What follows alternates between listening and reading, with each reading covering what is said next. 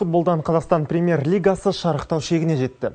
Жүлдеден үмітті алғашқы алтылық арасында тартыс қызды. Ақтөбе Атыраудан 1-0 есебімен айласын асырып, үздік үштіктің қатарына қосылды, ал Ордабасы Ертіспен ұпай бөлісті.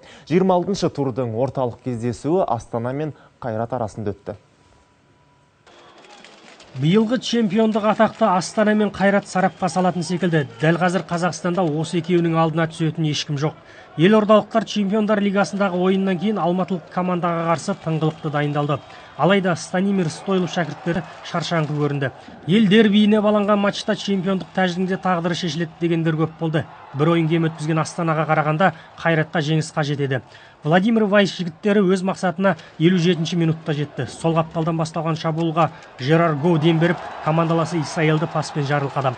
Бразилиялық футболшы мүмкіндікті мүлт жібермеді. Біз үшін бұл жеңістің маңызы зор. Қайрат чемпиондық атаққа алғашқы қадамын жасады. Алайда бас жүлдеге талас әлі де жалғасады. Алдағы кез келген кездесу біріншіліктегі шешуші ойындар болмақ. Ойын тең жағдайда өтті. Алайда үзілістен кейін Қайрат өз мүмкіндігін жүзеге асырды.